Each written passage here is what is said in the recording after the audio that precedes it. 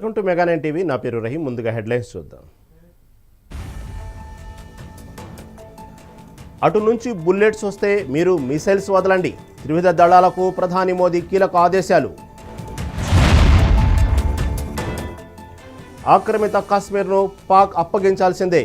భారత్ స్పష్టమైన వైఖరితో ఉందన్న విదేశాంగ శాఖ. లిక్కర్ కేసులో సుప్రీంను ఆశ్రయించిన రాజ్ కసిరెడ్డి. ఏసీబీ కోర్టు ఇచ్చిన రిమాండ్ను సవాల్ చేస్తూ పిటిషన్. సీఎంను తిడితే బీజేపీలో పదవులు రావు. ఈటల ఓ బేవకూఫ్. జగ్గారెడ్డి ఫైర్ తిట్ల దండకం.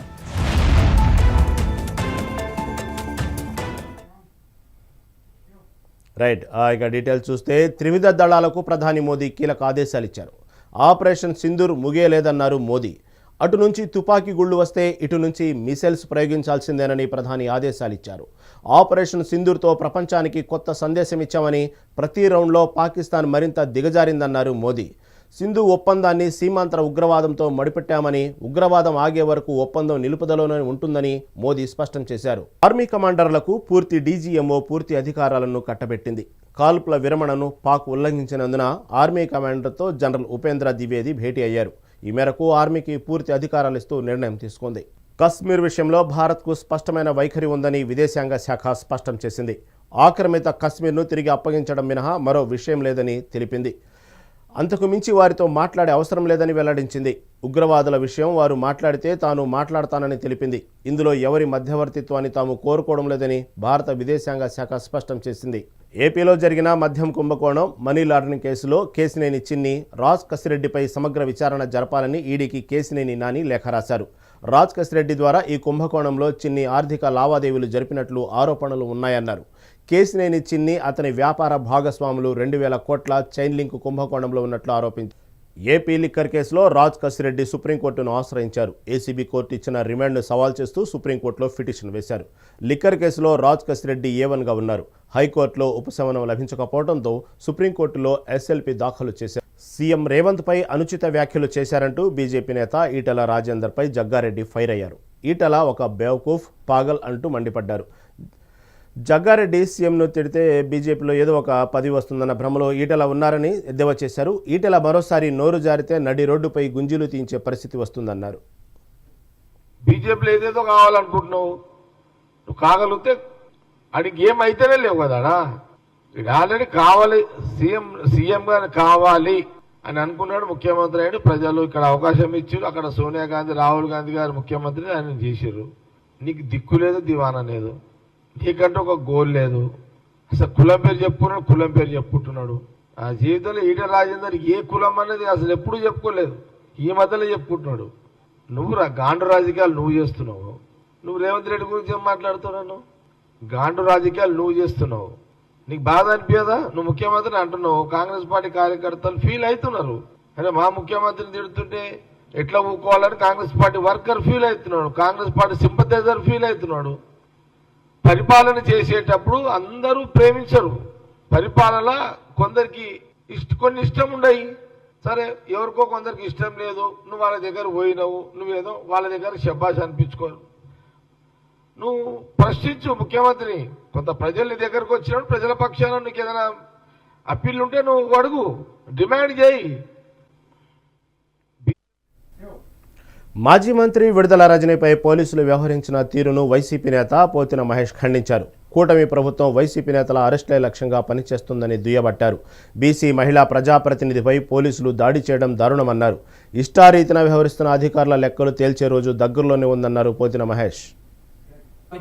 అదేవిధంగా సైనిక బలగాలకి సంపూర్ణ మద్దతు ప్రకటిస్తూ ఉంటే, ఆంధ్రప్రదేశ్ లో మాత్రం ముఖ్యమంత్రి చంద్రబాబు నాయుడు గారు ప్రతిపక్ష పార్టీ మీద, ఆ పార్టీ నాయకుల మీద ప్రతీకార దాడులు ఎలా చేయాలి, ప్రతీకారం ఏ విధంగా తీర్చుకోవాలి అని కుట్రలు చేస్తూ ఉన్నారు. అందుకే అంటా ఉన్నాం, దేశం మొత్తం యుద్ధం గురించి ఆలోచిస్తూ ఉంటే చంద్రబాబు నాయుడు గారు మాత్రం పగ ప్రతీకారాలతో పాలన చేస్తా ఉన్నారని. చంద్రబాబు నాయుడు గారి కక్ష సాధింపు చర్యలు వెర్రితలలు వేస్తా ఉన్నాయి. ఆయన నిన్న మా పార్టీకి చెందినటువంటి మాజీ మంత్రి విడుదల రజనీ గారు బీసీ సామాజిక వర్గానికి చెందినటువంటి వ్యక్తి మీద మరి పోలీసులు వ్యవహరించిన తీరు అత్యంత దురదృష్టకరం. దీన్ని వైఎస్ఆర్సీపీ పార్టీ తీవ్రంగా ఖండిస్తా ఉంది. కేంద్ర ప్రభుత్వానికి అదేవిధంగా సైనిక బలగాలకి విశాఖలో ఎండలు దంచి కొడుతున్నాయి. ఉదయం నుంచే భానుడు భగభగ మండిపోతున్నాడు. మధ్యాహ్నం సమయంలో బయటికి వెళ్తే చెమటలు కక్కిస్తున్నాడు. రోజు రోజుకు ఉష్ణోగ్రతలు క్రమంగా పెరిగిపోతున్నాయి. ఈ నేపథ్యంలో ప్రజలు అప్రమత్తంగా ఉండాలని వైద్యులు చెబుతున్నారు. దీనిపై మరింత సమాచారం మా ఉత్తరాంధ్ర రీజనల్ కోఆర్డినేటర్ దుర్గాప్రసాద్ అందిస్తారు.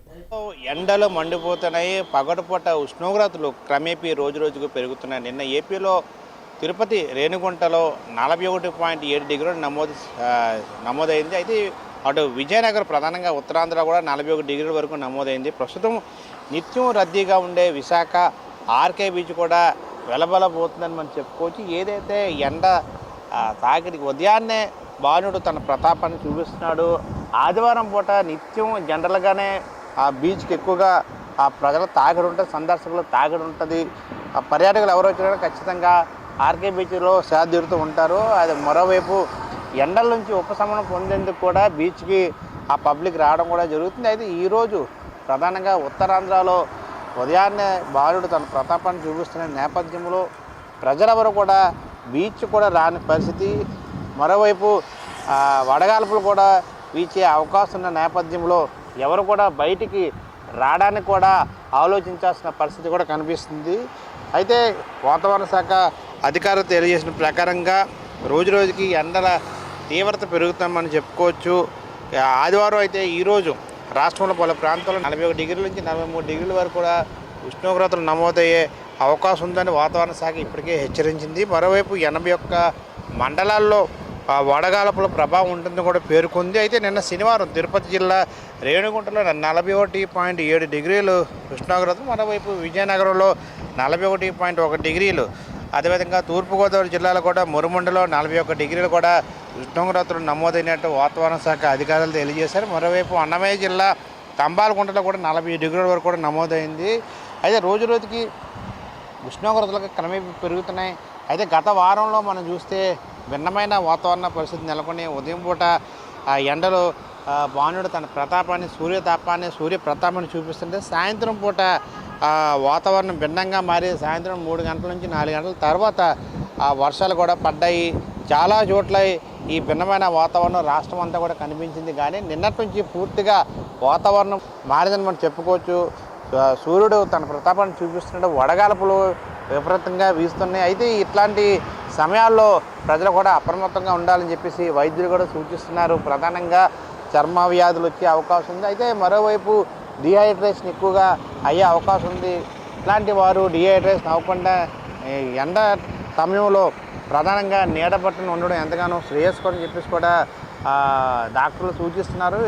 ఎవరైతే డిహైడ్రేషన్ అయ్యారో వారికి మరలా యాక్టివేట్ అయ్యే విధంగా మంచినీరు తీసుకో విధంగా లేకపోతే ఓఆర్ఎస్ లాంటి ద్రవ పదార్థాలు తీసుకోవడం వల్ల మరలా వారికి ఆరోగ్యం కుదిరిపడే అవకాశం ఉంటుంది. డిహైడ్రేషన్ నుంచి నార్మల్ అయ్యే అవకాశం ఉంటుంది. కాబట్టి ఈ వేసవి ప్రతాపం రీత్యా ప్రజలు కూడా అప్రమత్తంగా ఉండాలి. ఉదయాన్నే 10 గంటల నుంచి సాయంత్రం 4 గంటల వరకు కూడా నీడ ప్రాంతంలో నీడ ఉండే చోట ఉండడం కూడా ఎంతగానో శ్రేయస్కరం చెప్పేసి కూడా మరోవైపు చూస్తున్నాం. అయితే మనం విజువల్స్ చూస్తున్న ప్రకారంగా ఎండ వేడిని తట్టుకునేందుకు వడగాల్పులు విపరీతంగా వీస్తున్న నేపథ్యంలో ఆ చెవులు గుండా గాలి వెళ్తే ఆరోగ్య సమస్యలు వస్తాయని చెప్పేసి పూర్తిగా ఆ తల చుట్టూ కూడా ఆ సేఫ్టీగా రుమాలు చుట్టుకునే విజువల్ కూడా మనం చూడొచ్చు. మరోవైపు ఎండ నుంచి ఉపశమనం కోసం నల్ల కళ్ళజోళ్ళు కూడా పెట్టుకొని మరోవైపు అంబ్రెల్లా పెట్టుకొని ప్రజలు కూడా రోడ్డుపై రావడం జరుగుతుంది. అయితే ఇట్లాంటి సమయంలో కూడా ప్రజలు అప్రమత్తంగా ఉండాలి. వడగాల్పుల వల్ల అనారోగ్య సమస్యలు తలెత్తే అవకాశం ఉంది. ప్రధానంగా అటు గర్భిణీలు కావచ్చు, వృద్ధులు కావచ్చు,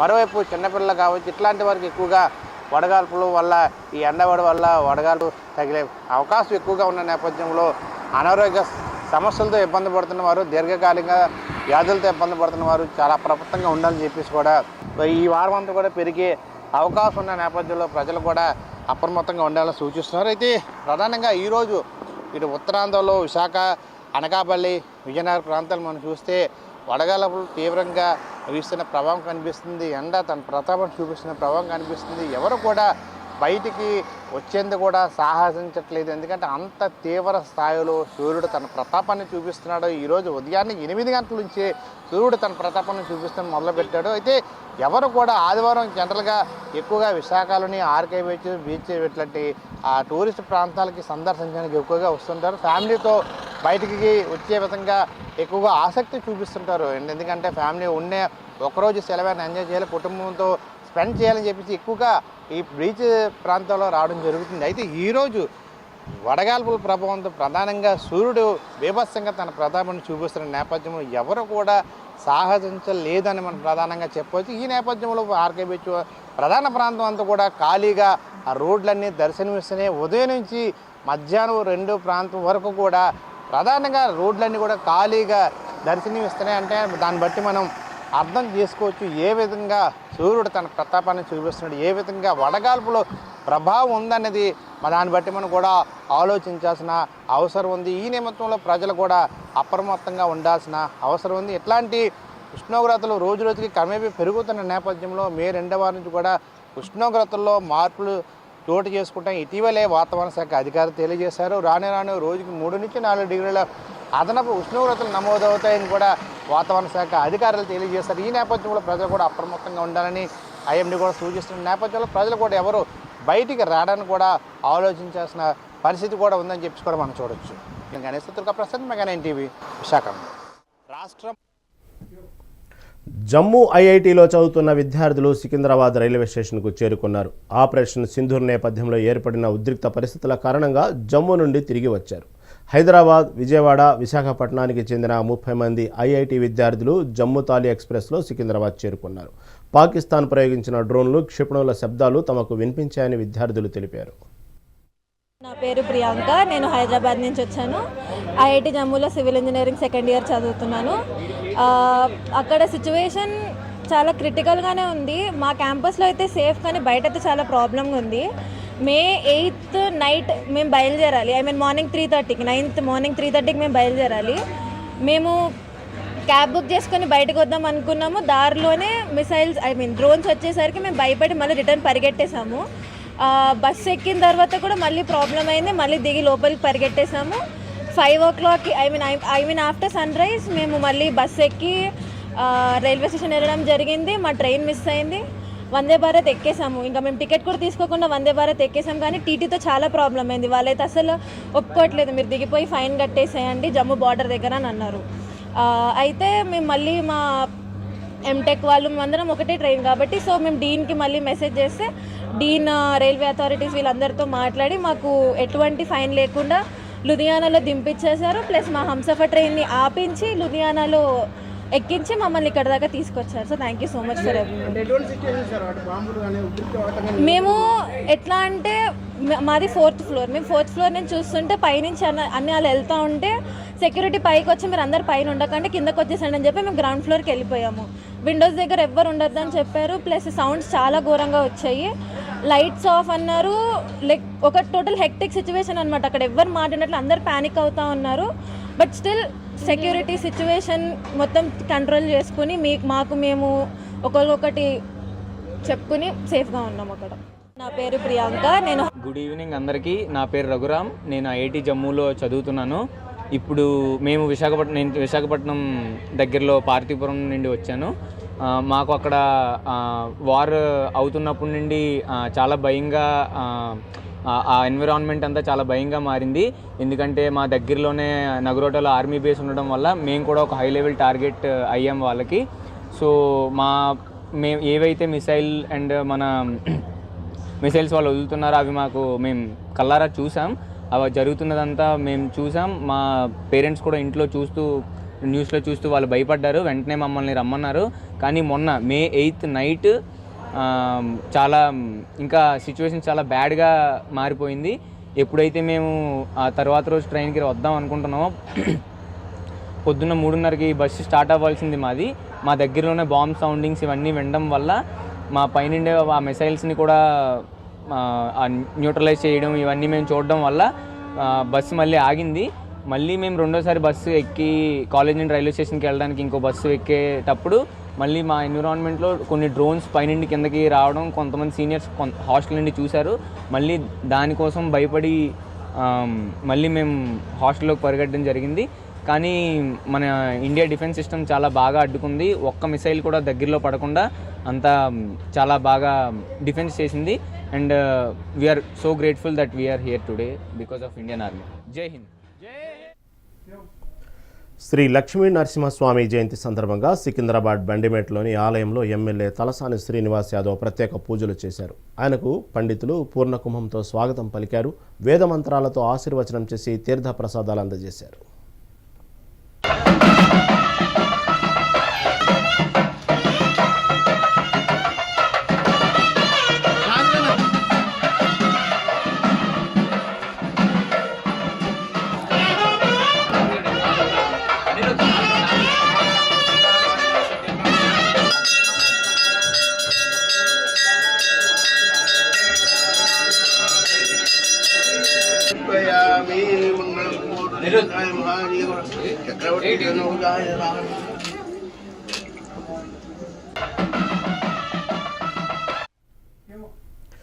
ఏలూరు జిల్లాలో దారుణం చోటు చేసుకుంది.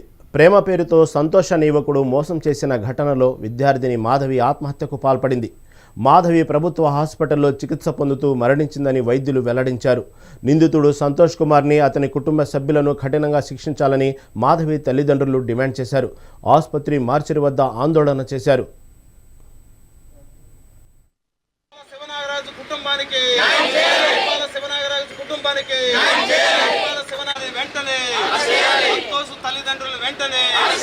మాధవి హత్యకు కారకులైన సంతోష్ తల్లిదండ్రులు వెంటనే శివనాగరాజు కుటుంబానికి. ఆ పేరు తుంపాల మాధవి. పాప 5 సంవత్సరాలు పెట్టి మ్యారేజ్ చేసుకుంటానని కుర్రోడు. ఇలాగా తల్లిదండ్రులకి కుర్రోడికి ఇష్టం ఉన్నా కూడా తల్లిదండ్రులు గడ్డం లోకరాజు గారు ఎఫ్సీ బాయ్ తల్లి కుర్రోడికి ఇష్టం ఉన్నా కూడా మేనమామల సాయంతో ఇలా నలుగురు కలిపి కుర్రాన్ని డైవర్ట్ చేసి ఇష్టం లేదని చెప్పు, నేను వేరే పెళ్లి చేస్తాను, నీకు ఇష్టం లేదని చెప్పి వాళ్ళు మనకు సంబంధించిన వాళ్ళు కాదు అన్నట్టుగా ఆ కుర్రాన్ని డైవర్ట్ చేసి పెళ్లి చేసుకోకుండా వినిపించారండి. ఆ కుర్రోడికి చెప్పి డైవర్ట్ చేశారు. నెల 15 రోజులు బట్టి ఫోన్లో డైవర్ట్ చేయడం వలన ఫోన్ నెంబర్ అవన్నీ బ్లాక్ లిస్ట్లో పెట్టడం వలన పిల్ల వెళ్ళి తల్లిదండ్రులని అడిగిందండి. ఇలాగా సంగతి ఇలాగ మీ అబ్బాయి ఇలా డైవర్ట్ చేసాడు, ఫోన్ నెంబర్ అవన్నీ బ్లాక్ లిస్ట్లో పెట్టాడు నాది అని. నా 5 సంవత్సరాలు బట్టి నేను ప్రేమిస్తున్నాము, ఇద్దరం పెళ్లి చేసుకుందాం అనుకున్నాము. డిగ్రీ పూర్తి అయిన తర్వాత ఉద్యోగం వచ్చిన తర్వాత సెటిల్ అయిన తర్వాత అన్న మాటకి తల్లిదండ్రులకి చెప్పగానే మా కూతురు వెళ్ళి అంటే ఫోన్ నెంబర్ డైవర్ట్ చేయడం వలన కూతురు వెళ్ళి అక్కడికి వెళ్ళి చెప్పింది. డైవర్ట్ చేయడం వలన అక్కడికి ఏం చెప్పాలో వాళ్ళ తల్లిదండ్రులు చెప్తే ఏమ్మా ఏదో ఫ్రెండ్షిప్ కింద తిరిగాము అది ఇది అన్నట్టుగా చెప్తున్నాడు మా అబ్బాయి అని కుర్రోడు కూడా చెప్పాడంటండి.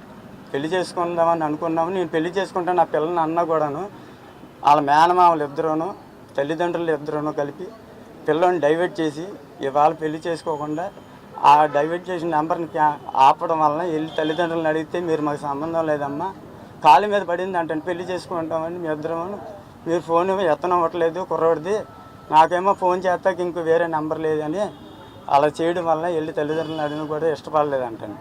అయితే నీ చేతనైన పని ఏదైనా ఉంటే చేసుకోమనంటే నా పిల్ల వెళ్ళి మాట్లాడి కేసు పెట్టిందండి. ప్రభుత్వాన్ని నాయకులు ఉన్నారు కాబట్టి తెలిసిన విషయమే, ఆడపిల్లలు ఎంతమంది జీవితాలను అలా నాశనం చేస్తారు, అది మీరు ఆలోచించి కొద్దిగా నాకు న్యాయం చేయమని అడుగుతున్నాను. నా కూతురు తుంపాల మాధవి ఎన్ఆర్ఐ కాలేజీలో డిగ్రీ 2nd ఇయర్ చదువుతుందండి. చదువుతున్న నా కూతురు మరి మేము చర్చికి వెళ్ళేవాళ్ళమండి. నా కూతురు మరి 5 సంవత్సరాలుగా గడ్డం లోకరాజు గారు అని ఎఫ్సీ అనే వాళ్ళ కుమారుడిని మరి లవ్ చేసిందని 5 సంవత్సరాలుగా మరి వాళ్ళ ఈ మధ్యన మరి 5 సంవత్సరాలు లవ్ చేసి ఈ మధ్యన ఒక నెల రోజుల క్రితం మరి నిన్ను ప్రేమిస్తాను, నిన్ను పెళ్లి చేసుకుంటాను, మన చదువు అయిపోయాక మనకు జాబ్ వచ్చాక నిన్ను పెళ్లి చేసుకుంటానని ఎంతో నమ్మించాడంటండి. నా కూతుర్ని నమ్మించి ఒక నెల రోజుల క్రితం నుంచి ఫోన్ ఎత్తకపోతే ఏంటి ఫోన్ ఎత్తట్లేదు అనేసి ఒకసారి అయితే వెళ్ళి అడిగితే సంతోష్ ఉన్నాడని మామూలు డైరెక్టర్గా వెళ్ళి అడిగిందంటండి, లేడు అన్నాడంట.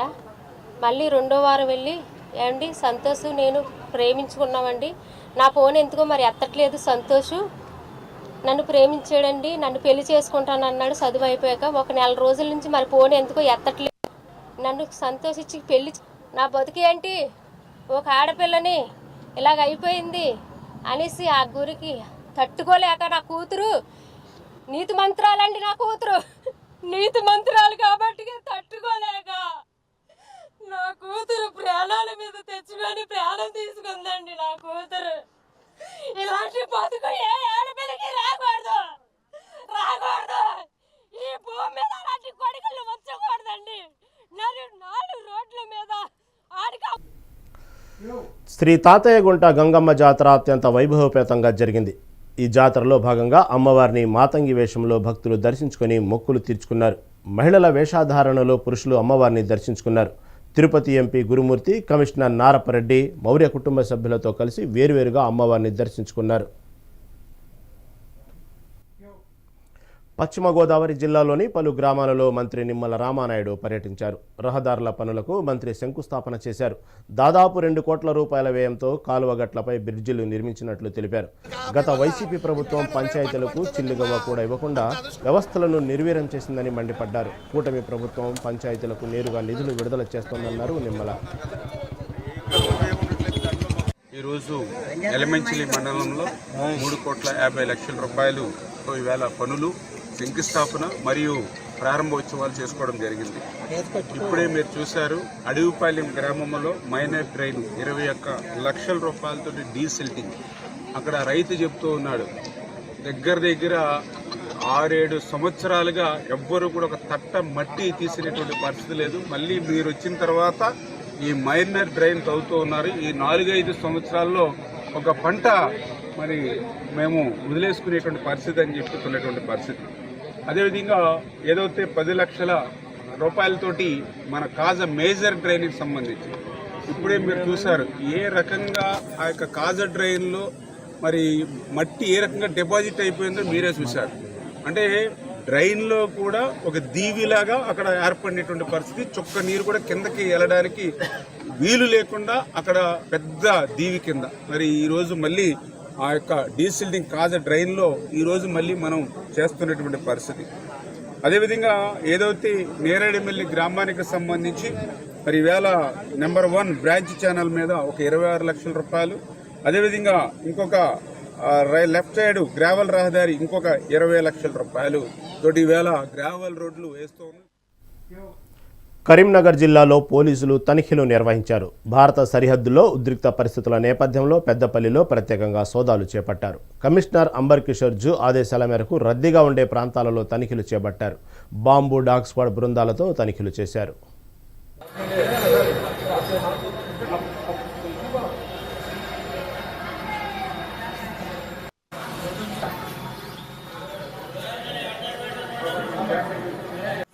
పెద్దపల్లి జిల్లా వ్యాప్తంగా డాగ్ స్క్వాడ్తో అదేవిధంగా బాంబ్ స్క్వాడ్తో చెకింగ్స్ చేపిస్తుంది. ఎక్కడైతే రద్దీ ప్రాంతాలు ఉన్నాయో ముఖ్యంగా బస్టాండు, రైల్వే స్టేషన్, ఇంకా అదర్ జంక్షన్స్, ఇంపార్టెంట్ జంక్షన్స్ ఎక్కడెక్కడైతే ఇంపార్టెంట్ ఆఫీసెస్ దగ్గర కూడా చెక్ చేయడం జరుగుతున్నది. పబ్లిక్ ఎక్కువగా విజిట్ చేసే ప్రాంతాలు అక్కడ డాగ్ స్క్వాడ్తో బాంబ్ స్క్వాడ్తో కూడా చెక్ చేయడం జరుగుతున్నది. ప్రజలందరూ కూడా అప్రమత్తంగా ఉండాలి. ఎక్కడైనా వాళ్ళకు ఎలాంటి వాళ్ళకి అనుమానం వచ్చినా, అనుమానాస్పదంగా కొత్త వ్యక్తులు కనబడినా, లేకపోతే అనుమానాస్పదంగా ఏమన్నా బ్యాగులు కానీ లేకపోతే వెహికల్స్ కానీ పార్క్ చేసినట్టుగా కానీ అట్లా ఏమన్నా ఉంటే కనుక ఇమీడియట్గా పోలీసుకి సమాచారం ఇవ్వాలి. దాన్ని బట్టి ప్రజల సేఫ్టీ, సెక్యూరిటీ అనేది మేము ఎన్ష్యూర్ చేయడానికి వస్తుంది. ప్రజలందరూ కూడా అప్రమత్తంగా ఉండాలి. ఏదున్నా కూడా పోలీసుతో. నెల్లూరు జిల్లా ఆత్మకూరులో లబ్ధిదారులకు మంత్రి ఆనం రామనారాయణ రెడ్డి చెక్కులు పంపిణీ చేశారు. ఎన్టీఆర్ ఆరోగ్య భరోసా పథకం వర్తించని లబ్ధిదారులకు సీఎంఆర్ఎఫ్ రిలీఫ్ ఫండ్ చెక్కులు అందజేశామని ఆనం అన్నారు. ప్రభుత్వం అందిస్తున్న సంక్షేమ పథకాలను ప్రజలు సద్వినియోగం చేసుకోవాలని ఆనం సూచించారు. మరిపాడు మండలం నుంచి 4, ఏఎస్పేట మండలం నుంచి 1, అనంతసాగరం మండలం నుంచి 3, చేజర్ల మండలం నుంచి 5, ఇతరులు 2 కలిపి మొత్తం 22 మంది కుటుంబాలకి ఈరోజు ముఖ్యమంత్రి గారి సహాయ నిధి నుంచి 37,25,213 రూపాయలు వాళ్ళకి చెక్కుల్ని పంపిణీ చేయడం జరుగుతుంది. ఈ 10 మాసాల్లో 11వ మాసం జరుగుతుంది. ఈ 10 మాసాల్లో ముఖ్యమంత్రి సహాయ నిధి నుంచి ఆత్మకూరు నియోజకవర్గంలో 205 కుటుంబాలకు 2,59,28,050 రూపాయలు ముఖ్యమంత్రి గారి సహాయ నిధి నుంచి చెక్కుల ద్వారా పంపిణీ చేయడం జరిగింది. ఆత్మకూరు మండలం నుంచి 6. నెల్లూరు జిల్లాలో శ్రీ పెనుశీల లక్ష్మీ నరసింహస్వామి బ్రహ్మోత్సవాలు వైభవంగా జరిగాయి. స్వామివారి జన్మదినం పురస్కరించుకుని ప్రత్యేక అలంకరణ చేపట్టారు. నృసింహ జయంతి వేడుకలను తిలకించేందుకు పెద్ద సంఖ్యలో భక్తులు తరలివచ్చారు. ఆదిలక్ష్మీదేవి, ఆంజనేయ స్వాములకు పూలంగి సేన నిర్వహించారు. ఈ కార్యక్రమంలోనే ఆలయ ప్రాంగణంలోని యాగశాలలో చతుష్టార్చన హోమం చేశారు.